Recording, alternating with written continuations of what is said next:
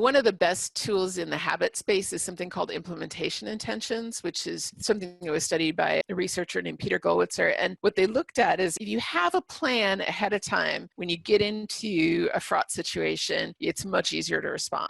So if you are trying to quit smoking, you could have a series of plans for dealing with different triggers that might cause you to smoke. So if I get a craving to smoke because I'm bored, I'll play Candy Crush on my phone. And if I get a craving to smoke because I'm in a social situation, I'll chew gum and I'll make sure I always have gum with me. If I get a craving to smoke because I'm stressed out, I'll call my sister. If I get a craving to smoke because it's after lunch and I always used to smoke after lunch, I'll take a walk around the building or something like that. So one of the best tools in the box for habits is this idea of creating your plan ahead of time, because then when you actually bump into those situations, you don't need to figure out what to do. You know what the plan is, you just need to execute on it.